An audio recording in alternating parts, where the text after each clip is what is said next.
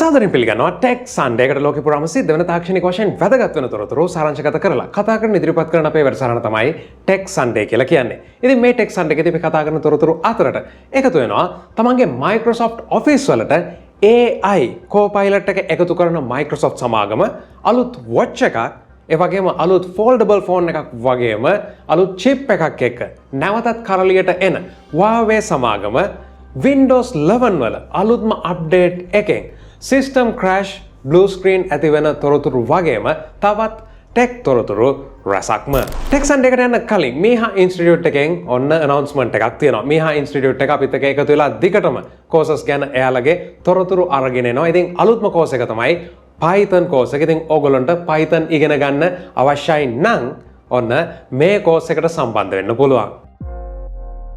විශ්වවිද්‍යාල සහ පාසල් සිසුන් අති බහුතරයකගේ විශ්වාසය තහවුරු කරමින් ලංකාවේ ජනප්‍රියතම Python පාඨමාලාව Miha Institute Advanced Python Certified Course නව පාඨමාලා ආරම්භය අප්‍රේල් 6 වන දින සිට මූලික අධීරයේ සිට සරල සිංහල හා ඉංග්‍රීසි භාෂා ද්විත්වයෙන්ම විධිමත් පූර්ණ අධීක්ෂණය යටතේ පුරා මාස 4ක් සම්පූර්ණ පාඨමාලා ගාස්තුව රුපියල් 4500ක් පමණි.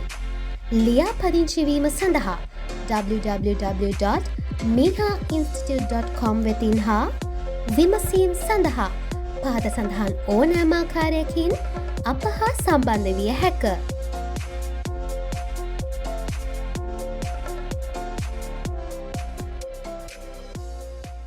Microsoft සමාගම තමන්ගේ Office වලට මේට කලින් ටෙක් සන්ඩේ එකක මම හිතන්නේ දෙසැම්බර් මාසේ ටෙක් සන්ඩේ එකකදී මම ඔයගොල්ලන්ට කිව්වා Microsoft සමාගම තමන්ගේ Bing search engine එකට AI එක introduce කරාට පස්සේ මෙතනින් එහා step එක තමයි Microsoft Office suite එක කියලා. Microsoft Office කියලා කියන්නේ IT industry එක ගත්තොත් විශේෂයෙන්ම IT වලින් එහාට පවා ගොඩක් ආයතන වල පාවිච්චි වෙන Office suite එකක් productivity tool set එකක්. ඉතින් මෙතනට chat GPT එක මේ වෙනකොට CoPilot විදිහට introduce කරලා තියෙනවා. ඔයා ගාවත් license version එකක් පාවිච්චි වෙනවා නම් Microsoft Office මේ වෙනකොට Microsoft 365 කියලා මේක වෙනස් වෙලා තියෙනවා updates එක.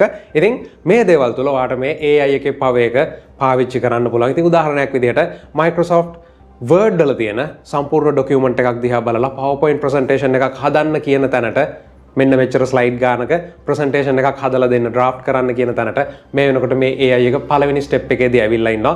අපි බලමු එතනින් එහාට මොන වගේ දේවල්ද සිද්ධ වෙන්නේ කියලා. Huawei සමාගම 2023 දී තමන්ගේ ගේම් එක අප් කරන විදිහක් තමයි බලා ගන්න තියෙන්නේ මේ වෙනකොට.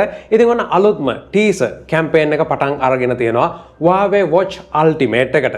ඉතින් Apple සමාගම තමන්ගේ iPhone එක satellite connectivity එක හඳුන්වා දුන්නා. මේ වෙනකොටත් Android team එකෙන් තවමත් ෆෝන්ස් කීපයක් මේ දේවල් එක මේ ෆීචර් එකත් එක්ක විශේෂයෙන්ම එළියට එන්න නියමිතයි. ඉතින් ඔන්න Huawei සමාගම තමන්ගේ watch එකක් එක්ක smart watch එකක් එක්ක මේ Watch Ultimate එකත් එක්ක satellite connectivity එක ලබා දෙන්න නියමිතව තියෙනවා. ඉතින් මෙතනදී කිසිම connection එකක් සාමාන්‍ය network coverage එකක් නැති තැන්වලදී විශේෂයෙන්ම මේකට පුළුවන් වෙනවා මේ watch එකට communicate කරන්න satellite එක විශේෂයෙන්ම අන්තරායකාරී අවස්ථාවල SMS යවන්න two-way SMS communication වලට. Apple සමාගමත් Apple Watch එකට තාම මේ feature එක නැහැ. ඉතින් smart watches විදිහට ගත්තොත් Huawei Watch Ultimate එක තමයි පළවෙනි smart watch එක වෙන්නේ මේ satellite connectivity එකත් එක්ක launch වෙන. ඉතින් අපි බලමු Huawei සමාගම සාමාන්‍යයෙන් තමන්ගේ මේ smart devices category එක අතහැරලා නැහැ. එතනින් ඉදිරියට එන විදිහක් තමයි අපිට පේන්න තියෙන්නේ. මේ දේවල් එක්ක Huawei සමාගම තමන්ගේ P60 වගේම Mate X3 foldable phone එක මාර්තු මාසේ 23යි මාර්තු 23 launch කරන්න මේ වෙනකොට සූදානම් වෙනවා. ඉතින් Huawei Mate X3 කියලා කියන්නේ foldable phone එකක්. Samsung සමාගම තමයි මේ ගේම් එකේ දැනට ඉස්සරහින් ඉන්නේ අනෙත් teams එක්ක. ඉතින් Huawei Mate X3 එක මේ වෙනකොට ටීසර් පෝස්ට් කීපයක් සෝෂල් මීඩියා වල තියෙනවා. මෙතනදී ප්‍රධානම highlight එක වෙන්නේ සෑහෙන strong glass එකක් මේකට පාවිච්චි වෙනවා සහ light weight කියන එක. ඉතින් මේ වෙනකොටත් මේ ටීසර්ස් එක අපි බලමු මාර්තු 23 මොන විදිහේ outcome එකක්ද මේකේ තියෙන්නේ කියලා. කොහොම වෙතත් මේක Chinese market එකට තමයි launch වෙන්නේ world wide. ඊයිද කියලා අපිට හිතන්න බෑ. මොකද Huawei සමාගමට තියෙන දැවැන්තම ප්‍රශ්නේ තමයි ඒගොල්ලෝගේ Huawei brand එකත් එක්ක device එකක් නිකුත් වෙනවා නම් එතනදී සාමාන්‍යයෙන් Google mobile services අපි හැමෝම පාවිච්චි කරන Google Maps අනෙකුත් දේවල් හැම දෙයක්ම මෙතනදී පාවිච්චි කරන්න ඒගොල්ලන්ට තහනම් වෙලා තියෙනවා. මේ දේවල් එක Huawei සමාගමේ Kirin SoC එක system on a chip Kirin ගැන මම හිතන්නේ ඔයගොල්ලෝ දන්නවා Huawei fanboy කෙනෙක් නම් Huawei ගැන තොරතුරු හොයන කෙනෙක් නම් 2017 වගේ කාලේ තමයි Huawei සමාගම තමන්ගේ chip වලට Kirin SoC වලට AI features include කරේ. කොහොම වෙතත් Huawei සමාගම තමන්ගේ Kirin chips එක්ක මාකට් එක තුල සෑහෙන ලොකු වෙනසක් කරා. power efficient ඒ වගේම මේ හැම දෙයක් එක්කම තමන්ගේ technology එකක් දියුණු කරන් ආවත් මේ වෙනකොට Huawei සමාගමට බැරි වෙනවා ඔවුන්ගේ chips නිෂ්පාදනය කරන්න. ප්‍රධානම හේතුව තමයි තායිවානයේ TSMC ඇමරිකානු තාක්ෂණය පාවිච්චි කරන නිසා Kirin chips නිෂ්පාදනය කරන්න උන්ට හැකියාව ලැබෙන්නේ නැහැ. ඒ වගේම තමයි මේ chips නිෂ්පාදනයට steps වලදී ලබා ගන්න software මේ හැම දෙයක් එක්කම මේවල ලොකු ගැටලු පවතිනවා. ඉතින් කොහොම වෙතත් මෙතනදී Kirin 9000 series එකේ iteration එකක් විදිහට අලුත් leak එකක් ඇවිල්ලා තිනවා. මේක leak එකක් විතරයි confirm නැහැ. මේ තියෙන අලුත් chip එක Kirin 9010 විදිහට තමයි දැනට අන්තර්ජාලයේ මේක වාර්තා වෙන්නේ.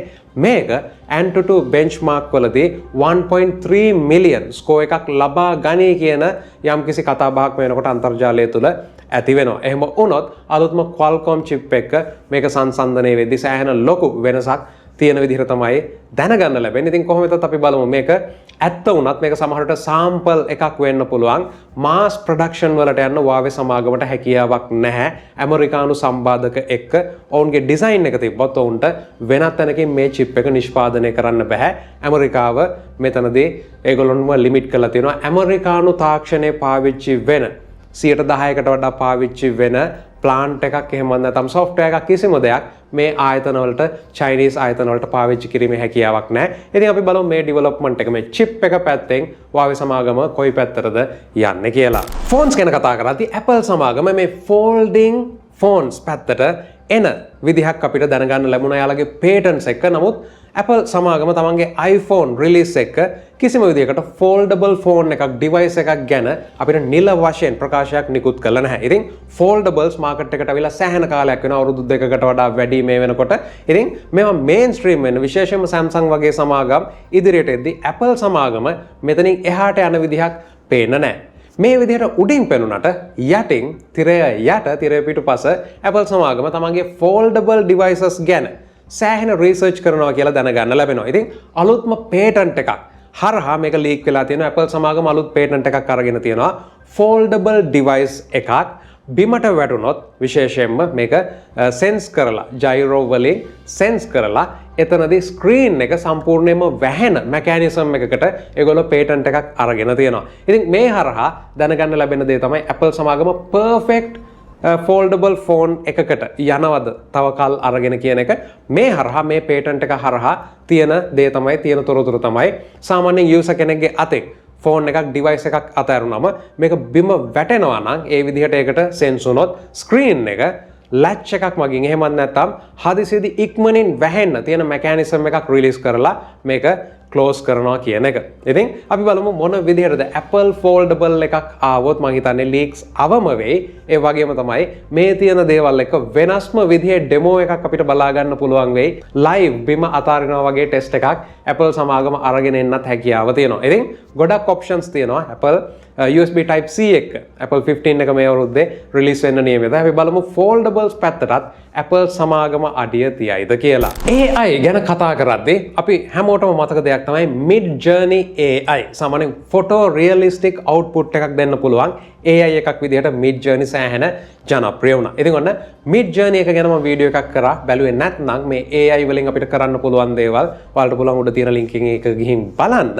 ඉතින් MidJourney එකත් ඔන්න version 5 එක release කරලා තියෙනවා. මීට කලින් MidJourney AI එක සාමාන්‍යයෙන් Discord එක හරහා තමයි මේක අපිට prompt එකක් දීලා type කරන්න පුළුවන්. ඉතින් මේ AI එකේ තිබ්බ ලොකුම ප්‍රශ්නේ තමයි සාමාන්‍යයෙන් මිනිස්සෙක්ව නිර්මාණය කරද්දී ඇඟිලි ප්‍රමාණය අතේ බොහොම ලේසියෙන් හොයාගන්න පුළුවන් ඇඟිලි 5කට වඩා තිබ්බා. ඉතින් මේක ඇවිල්ලා AI එක අනෙකුත් ෆොටෝස් බලලා ඉගෙන ගත්ත දේ යම්කිසි දෙයක් වෙන්න පුළුවන්. නිවැරදිව මේ ඇඟිලි ගණන් කිරීමක් මෙතනදී සිද්ධ වෙන්නේ නැහැ. එතනින් එහාට ගිහිල්ලා ෆොටෝ එකක් දිහා බලලා ඒ දේවල් ඉගෙනගෙන රීක්‍රියේට් කිරීමක් තමයි මේ AI එක හරහා සිද්ධ වුනේ. හැබැයි version 5 එක හරහා මේ ෆොටෝ රියලිසම් එක තවත් ඉදිරියට අරන් එන්න මේගොල්ලොන්ට හැකියාව ලැබිලා තියෙනවා. ඉතින් life like එහෙම නැත්නම් skin textures මුහුණේ ඒ වගේම ඇඟේ තියෙන ටෙක්ස්චර් එක ඒ විදිහටම දෙන්න ලයිටිං 100%ක්ම නිවැරදිව හදා ගන්න වගේම තවදුරටත් අතේ ඇඟිලි 5ක් හරියටම තියෙන විදිහට මේ images human images හදන්න ක්‍රියේට් කරන්න මේකට හැකියාව තියෙනවා. ඉතින් මේකත් එක ලොකු අලාම් එකක් යනවා ඉදිරියේදී ඔය අන්තර්ජාලයේ දකින විශේෂයෙන්ම දේශපාලන මේ එහෙමත් නැත්නම් ප්‍රසිද්ධ චරිත වල ෆොටෝස් විශේෂයෙන්ම ෂෙයා කරද්දී ඒව දිහා බලද්දී සෑහෙන සැලකිලිමත් වෙන්න කියලා. මොකද මේක MidJourney හරහා නිර්මාණය කරමු ෆොටෝ රියලිස්ටික් අවුට්පුට් එකක් විය හැකි නිසා. ඉතින් අපි ඉන්න ලෝකේ මම හිතන්නේ දවසෙන් දෙකෙන් වෙනස් වෙන විදිහක් තමයි තාක්ෂණයත් එක්ක තියෙන්නේ. ඉදිරියේදී බොහෝ විට ප්‍රොම්ප්ට් එකක් කරහා ජනප්‍රිය පුද්ගලයෙක්ගේ ෆොටෝ එකක් වැරදි විදිහට නිර්මාණය කරගන්න බොහොම පුංචි කාලයක් තමයි යන්නේ. ඉතින් මේ ඇතුලේ මොන විදිහේ restrictions ද දාලා තියෙන්නේ කියලා අපි දන්නේ නැහැ. ඉතින් මේකත් පුළුවන් කට්ටිය අනිවාර්යයෙන්ම ටෙස්ට් කරලා බලන්න.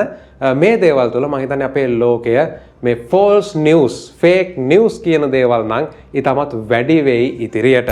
2023 අන්තිම වෙද්දී මම හිතන්නේ අපිට අවුරුදු 20කට 30කට වඩා වැඩියෙන් අපේ කම්පියුටර්ස් වල පාවිච්චි වෙන පරණම කොටසක් එතනින් ඉවත් කරන්න හැකියාව ලැබෙයි.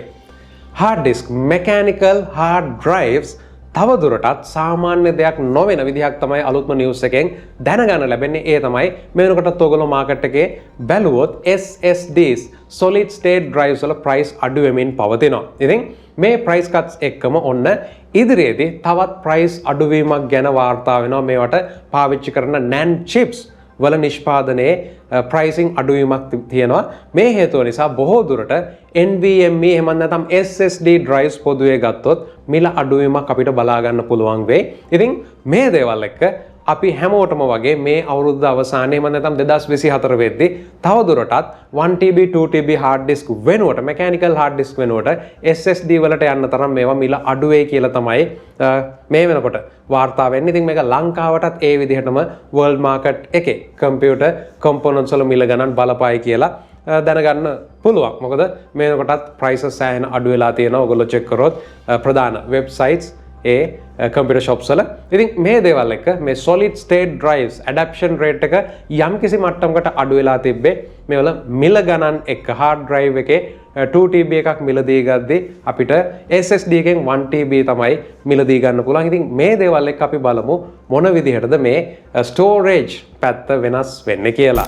Windows 11 දාගෙන අලුත්ම updates දාගන්න එක මම හිතන්නේ අනිවාර්ය දෙයක්. මේක මමත් කියන දෙයක්. ඕනම OS එකක් software එකක් පාවිච්චි කරනවා නම් up to date තියාගන්න කියන එක විශේෂයෙන්ම virus වගේ දේවල් මේ වලින් අපිට අවම කරගන්න පුළුවන්. ඒ වගේම වෙනත් ප්‍රශ්න ඇති වෙනවා නම් ඒවත් අලුත්ම updates එක අපිට අවම කරගන්න පුළුවන්. හැබැයි Windows 11 වල අලුත්ම update එකක් හරහා ලොකු ප්‍රශ්න කීපයක් ඇති වෙලා තියෙනවා. මේ ප්‍රශ්න අතර SSD විශේෂයෙන්ම A data එක මොඩල් එකක් ස්පෙસિෆික් මොඩල් එකක් තමයි මෙතනදී වාර්තා වෙලා තියෙන්නේ. මේ SSD වල performance සෑහෙන අඩු වෙලා තියෙනවා. ඒ වගේම Wi-Fi connection වල issues වගේම blue screens එන්න පටන් අරන් තියෙනවා. ඉතින් ඔයාලටත් පුළුවන් ඔයාගේ PC එකේ laptop එකේ desktop එකේ Windows 11 තියෙන up to date නම් තියෙන්නේ ළඟදී ඉඳලා files copy කරද්දී SSD වල ටිකක් slow වෙනතට වඩා සෑහෙන slow එකක් තියෙනවා නම් Wi-Fi disconnect වෙනවා නම් වෙනත් devices වලට හොඳට Wi-Fi එක තියෙද්දී ඔයාගේ PC එකට laptop එකට මේක සිද්ධ වෙනවා නම් එහෙමත් නැත්නම් එතනින් එහාට ගිහිල්ලා blue screens එන එක වැඩි වෙලා තියෙනවා නම් settings වලට ගිහිල්ලා Windows update වල recent update එහෙම නැත්නම් update history එකට ගිහින් බලන්න ඔයාලටත් මෙන්න මේ update එක තියනවාද කියලා. ඒක තියනවා නම් ඔයාලට ප්‍රශ්න තියනවා නම් මේ ළඟදී ඇති වෙච්ච මේ update එක මේ file එක uninstall කරලා බලන්න කියලා තමයි Microsoft සමාගම දැනට කියලා තියෙන්නේ. ඉතින් ඉදිරියේදී update එකක් කරාම මේක fix වෙන්න නියමිතව තියෙනවා. මේ දේවල් එක ඔන්න ඔයගලන්ට මතක් කරන්න අවශ්‍යයි. pcguidelk app එක තාමත් install කරගෙන නැත්නම් තාමත් Android වලට විතරයි තියෙන්නේ. app එක install කරගන්න. මේ හරහා news බලන එකෙන් එහාට ගිහිල්ලා ඔයගලන්ට free marketplace එකක් මේ වෙනකොට introduce කරලා දීලා තියෙනවා. නොමිලේ ඔයාගේ PC එක laptop එක වෙන්න පුළුවන්, phone එක වෙන්න පුළුවන්, electronic devices මේ ඕනම දෙයක් මේ හරහා පෝස්ට් කරන්න පුළුවන්. ඉතින් මේ වෙනකොටත් යූසර්ස්ලා 14000ක් ආසන්න වෙමින් පවතිනවා.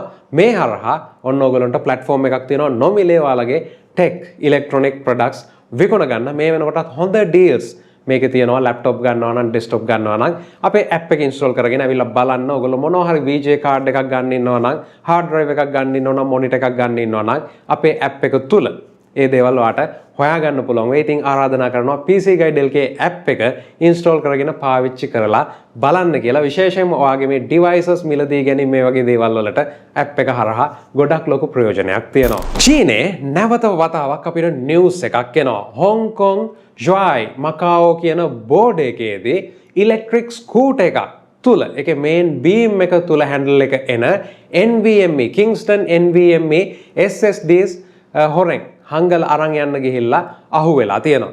ඉතින් චීනය කියලා කියන්නේ විශේෂම ටෙක් ප්‍රොඩක්ට්ස් නිෂ්පාදනය කරන තැනක්.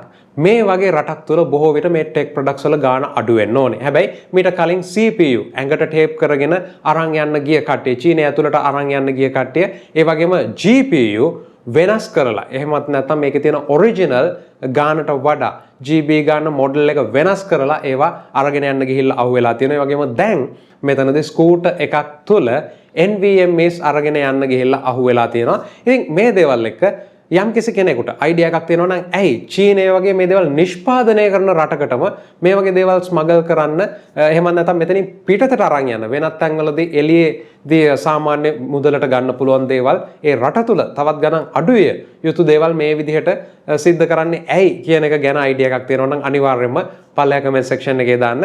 ඉතින් මේ තමයි අලුත්ම ඩෙවලොප්මන්ට් එක. ඉතින් මේ කස්ටම් ඔෆිෂියල්ස්ලා මේ වෙනකොට නොයෙකුත් ආකාරයෙන් මේ විදිහට අරගෙන එන ඉලෙක්ට්‍රොනික devices electronic උපකරණ components ගැන ඇහැ ගහගෙන ඉන්නවා කියලා තමයි වාර්තා වෙන්නේ. එහෙනම් මේ දේවල් එක Tech Sunday එකේ අන්තිම news එක තමයි අලුත්ම Blackberry film එකේ trailer එක මේ වෙනකොට release වෙලා තියෙනවා. YouTube එකේ Blackberry 2023 trailer කියලා search කරලා බලන්න. Blackberry සමාගම මොන විදිහටද තමන්ගේ මේ වෙනස්ම concept එකත් එක්ක ලෝකයේ දැවැන්ත mobile brand එකක් විශේෂයෙන්ම businessman කෙනෙක් නම් එතනදී Blackberry එක තමයි සංකේතය උනේ icon ultimate phone එක උනේ. ඒ නැගීම සහ ඊට පස්සේ iPhone එකත් එක්ක මේක නැති වෙලා යන තැනටපත් වීම ගැන ඊටමත් හොඳ ෆිල්ම් එකක් මම හිතන්නේ රිලීස් වෙච්ච එක මම බලන්න සූදානම්ින් ඉන්න. මේ වෙනකොට ඕගොල්ලන්ට ට්‍රේලර් එක බලා ගන්න පුළුවන්. මොකද මේ ෆිල්ම් එක හරහා මට කියන්න තියෙන දේ තමයි තාක්ෂණය කියන දේ සෑහෙන ඉක්මනින් වෙනස් වෙනවා. අපි Blackberry එකක් කාලයක් ගන්න එක සහ මම හිතන්නේ 9800 එකක් මම පාවිච්චි කරා. වෙනස්ම experience එකක්. මේ දේවල් තුල විශේෂයෙන්ම Blackberry එක ඊට පස්සේ අවුරුදු ගාණක් ඇතුළත තමන්ගේ තිබ්බ ඩොමිනන්ස් එක නැති කරගෙන පහදටම වැටුණ ඇඩැප්ට් වෙන්න බැරි වීමත් එක්ක අලුත් ලෝකයට. ඉතින් මේ දේවල් එක මේ ෆිල්ම් එක හරහා ගත යුතු ලොකු පණිවිඩ කීපයක් තියෙනවා. අනිවාර්යයෙන්ම සූදානම් වෙලා ඉන්න ෆිල්ම් එක බලන්න. ඉතින් මේ සතියේ Tech Sunday එක තුල කතා කරන තොරතුරු තමයි මේ. ඉතින් මේ ගැන වාගේ අදහස් තියෙනවා නම් අනිවාර්යෙන් පල්ලෙහා කමෙන්ට් සෙක්ෂන් එකේ දාන්න. ඒ වගේම subscribe කරලා නැත්නම් subscribe කරන්න. හම්බෙමු තවත් වීඩියෝ එකකින්.